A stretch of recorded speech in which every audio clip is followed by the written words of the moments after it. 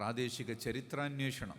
ഇക്കഴിഞ്ഞ ദിവസം ചാലിയത്ത് ഒരു ചരിത്ര സമ്മേളനം നടന്നു. ബേപ്പൂർ, ചാലിയത്തിൻ്റെയും ബേപ്പൂരിൻ്റെയും പത്തേമാരിയുടെയും കലാസികളുടെയും കഥകൾ പറയുന്ന ഷാലിയാത്തി റഹ്മത്തുള്ളാഹി അലൈഹിയുടെയും നൂറുദ്ദീൻ ഷെയ്ഖിൻ്റെയും ചരിത്രമോർക്കുന്ന,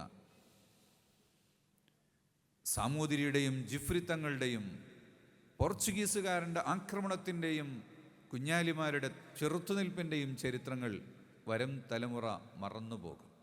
ഇത് ചാലിയത്തിൻ്റെയും ബേപ്പൂരിൻ്റെയും മാത്രമല്ല, വെളിയങ്കോടിൻ്റെയും പൊന്നാനിയുടെയും വളവട്ടണത്തിൻ്റെയും മാത്രമല്ല, കാസർഗോഡിനും തലശ്ശേരിക്കും താനൂരിനും ആലപ്പുഴയ്ക്കും കൊല്ലത്തിനും തിരുവനന്തപുരത്തിനും നമ്മുടെ മലയോര പ്രദേശങ്ങളിലെ ഓരോ കൊച്ചു ഗ്രാമങ്ങൾക്കും വലിയ വലിയ ചരിത്രങ്ങൾ പറയാനുണ്ട്.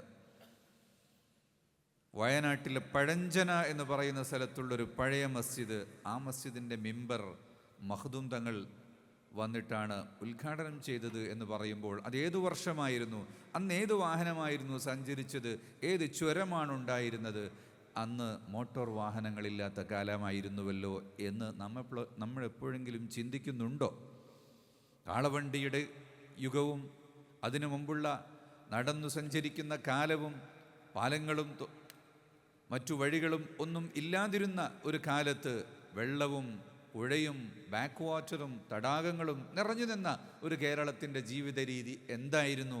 അന്ന് എങ്ങനെയാണ് ഈ നിറവെളിച്ചം സമൂഹത്തിലേക്ക് കടന്നു വന്നത് എന്ന വലിയ ചരിത്രം നാം ഓർക്കേണ്ടതുണ്ട്. വരും തലമുറയ്ക്ക് വേണ്ടി അത് എഴുതി വെക്കേണ്ടതുണ്ട്, അത് ആവിഷ്കരിക്കേണ്ടതുണ്ട്, അത് ഡോക്യുമെൻറ്റേഷൻ നടക്കേണ്ടതുണ്ട്, ഡോക്യുമെൻ്ററികൾ ഇറങ്ങേണ്ടതുണ്ട്.